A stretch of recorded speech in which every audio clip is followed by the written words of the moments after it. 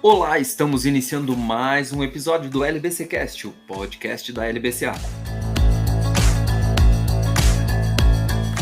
Eu sou o Thiago Bomonati e hoje eu tenho a honra de conversar com o sócio da LBCA e especialista em recuperação judicial, Brian Mariatti Lopes, que vai bater um papo com a gente sobre o primeiro ano da inclusão do produtor rural, pessoa física, na Lei de Recuperação Judicial e Falência. Brian, seja muito bem-vindo. Oi, Thiago, tudo bem? Primeiro, muito obrigado pela oportunidade em poder falar um pouco sobre este tema tão relevante para o produtor rural e para o agronegócio brasileiro como um todo. Nós é que agradecemos e eu já mando a primeira pergunta para você. Embora o agronegócio apresente resultados positivos, a atividade rural corre muitos riscos, a começar pelo desabastecimento de insumos agrícolas, decorrente aí da guerra entre Rússia e Ucrânia. Há muito risco envolvido nessa atividade, Brian? Sem dúvida. A atividade rural está envolta em diversos riscos que fogem do controle do produtor rural, pois estão expostos a um amplo leque de adversidades que podem levar a grandes perdas. Aqui podemos diferenciar dois riscos distintos. O primeiro deles está ligado aos riscos naturais, como secas, geadas, inundações, pragas, doenças, incêndios. Já o segundo risco se refere ao risco de mercado. Por exemplo, as variações de preço que são frequentes na agricultura. Falando em custos inerentes à produção, basicamente o único custo que o produtor rural tem controle é o custo com os funcionários, pois os insumos podem ter grande variação mesmo em um curto espaço de tempo. Falando agora diretamente sobre a influência da guerra na Ucrânia sobre a produção rural brasileira, alguns especialistas afirmam que causará um choque catastrófico na cadeia de suprimentos e no custo dos alimentos, uma vez que metade da população mundial obtém seus alimentos graças ao uso de fertilizantes. E por isso, se for retirado de alguns cultivos, essa produção pode cair em até 50%. A Rússia e a Ucrânia estão entre os principais produtores mundiais no setor agrícola. A Rússia também produz quantias enormes de nutrientes, como potássio e fosfato, que são ingredientes essenciais para os fertilizantes. Vale lembrar também que o Brasil é o quarto maior consumidor de fertilizantes do mundo, ficando atrás apenas da China, Índia e Estados Unidos, e o maior importador mundial desses insumos. A soja é a principal cultura consumidora de fertilizantes no país. E, segundo a Embrapa, somada com o milho, a cana-de-açúcar e o algodão, essas quatro culturas absorvem mais de 90% dos fertilizantes produzidos ou importados pelo Brasil. Em linhas gerais, o Brasil importa aproximadamente 85% dos fertilizantes que utiliza, e a Rússia responde por 23% dessas importações.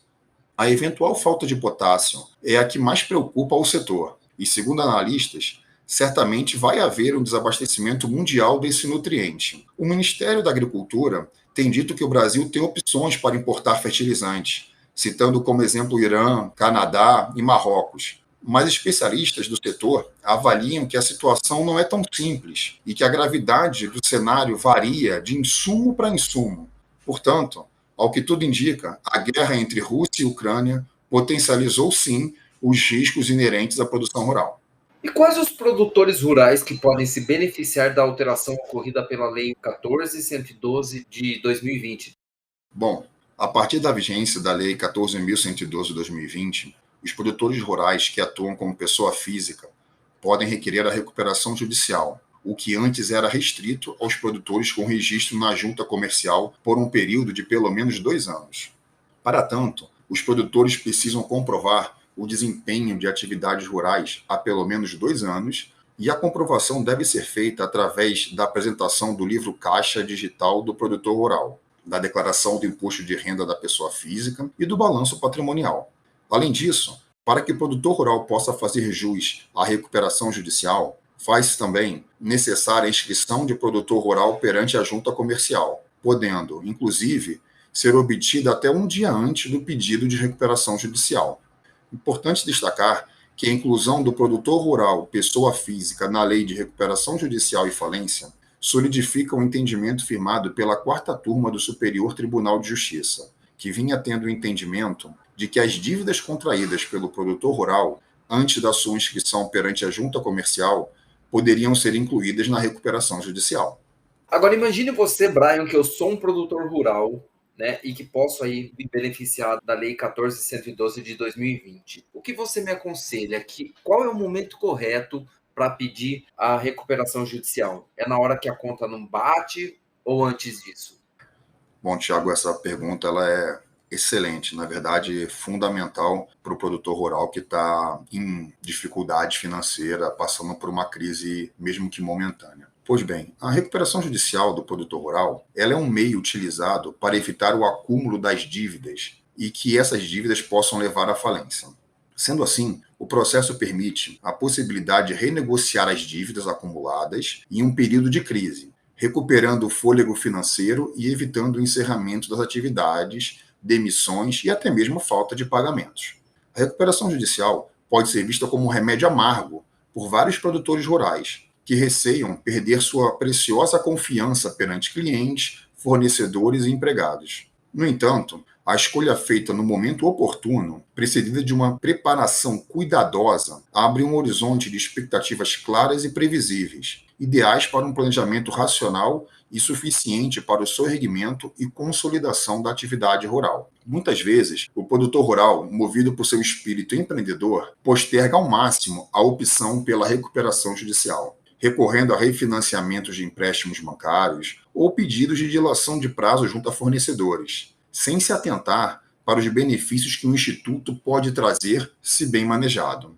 Porém, a efetividade das benesses do Instituto Recuperacional, contudo, está umbilicalmente ligada à capacidade do produtor rural de manter certo nível de atividade, o que pressupõe um cenário de geração de caixa razoável e de credibilidade, aliada a uma preparação correta e minuciosa, que antecede o pedido de recuperação judicial. E isso depende do reconhecimento da insustentabilidade da situação o mais cedo possível, evitando soluções que, enquanto aliviam a situação com credores pontuais, acaba por agravar a situação do ponto de vista macro. A recuperação judicial propicia quais condições vantajosas para que o produtor rural possa, como você disse, se soerguer e retomar a normalidade das suas atividades?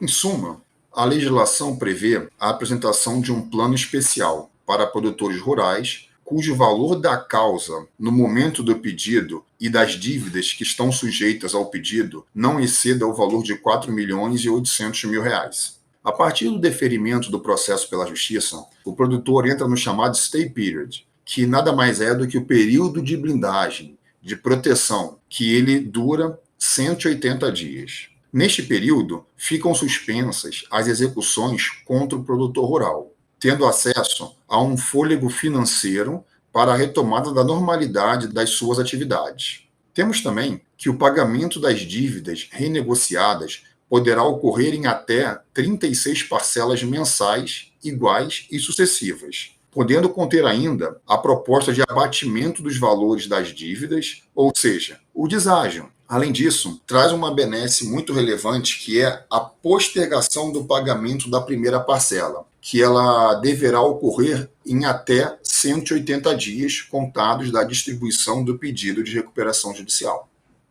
E na sua avaliação, por que a recuperação judicial para o produtor rural vem sendo positiva?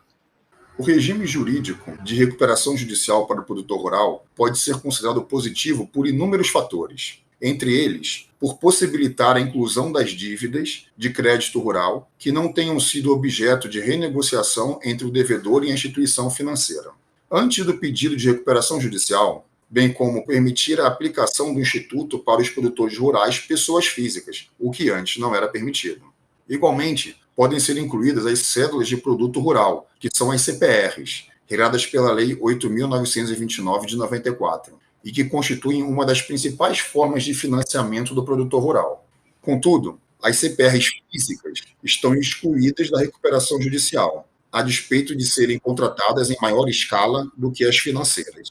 No balanço de um ano da alteração legislativa, é possível sim afirmar que a recuperação judicial para produtores rurais trouxe segurança jurídica para o campo e fez justiça a uma atividade que vem contribuindo para fortalecer o PIB nacional, ao tornar o Brasil o quarto maior produtor de grãos do mundo, com a perspectiva de ser guindado ao posto de maior produtor de alimentos do mundo até 2025, segundo alguns especialistas. A lei também faz restrições à compra de propriedades rurais. Quais são essas restrições? Bom, esse é um ponto que prejudica demasiadamente o produtor rural que se encontra fragilizado financeiramente. Conforme previsto no artigo 49, parágrafo 9 da Lei 14.112 de 2020, não se sujeitará à recuperação judicial os créditos relativos a dívidas constituídas nos 3 últimos anos anteriores ao pedido de recuperação judicial, que tenha sido contraída com a finalidade de aquisição de propriedades rurais. A pessoa jurídica ruralista pode celebrar financiamento com a finalidade de aquisição de propriedade rural, evidentemente para o incremento de sua atividade. Normalmente, a propriedade adquirida será vinculada como garantia do negócio. É o que se vê da praxe do dia a dia de tais negócios. O dispositivo no parágrafo 9º do artigo 49 é claro ao fixar que o crédito decorrente deste tipo de operação não estará sujeito aos efeitos da recuperação, se tiver sido celebrado nos 3 últimos anos anteriores ao pedido da recuperação. A contrário senso, estará sujeito aos efeitos da recuperação, esse crédito, se tiver sido constituído em data superior a 3 anos. Brian, você disse anteriormente que as cédulas de produto rural físicas, elas não podem ser incluídas na recuperação judicial, né? O quanto isso é prejudicial? Sem dúvida, é muito prejudicial. As CPRs físicas estão excluídas da recuperação judicial a despeito de serem contratadas em maior escala do que as financeiras. Na minha opinião, essa exclusão consolida a falta de isonomia existente na relação comercial entre produtores e tradings, tanto que, embora os produtores tenham negociado pagamentos de cédulas em sacas de soja, por exemplo, não poderão incluir esta operação na recuperação judicial, o que protege credores como tradings. Porém, quando tradings solicitam a recuperação judicial, as dívidas contraídas com produtores rurais são incluídas na negociação. Há, portanto, um descompasso legal, prejudicando os produtores rurais e beneficiando os credores. E a inclusão dos demais créditos, fora aqueles exclusivos da atividade rural, também não estão contemplados nessa lei? Infelizmente, não. O artigo 49, parágrafo 6º da Lei de Recuperação Judicial e Falência prevê que somente estarão sujeitos à recuperação judicial os créditos que decorram exclusivamente da atividade rural e estejam discriminados nos documentos que originaram os respectivos créditos, ainda que não vencidos. Sendo assim, todos os demais créditos não oriundos exclusivamente da atividade rural estão excluídos do plano especial previsto no Instituto da Recuperação Judicial. E para se beneficiar do plano especial de recuperação judicial, qual o teto máximo de dívidas do produtor rural? A legislação prevê o limite de R$ 4.800.000 de dívidas sujeitas à recuperação judicial, para que o produtor rural possa ajuizar o pedido perante o Poder Judiciário e ter a oportunidade de apresentar um plano especial, visando a reorganização financeira e a superação do momento de crise em que se encontra.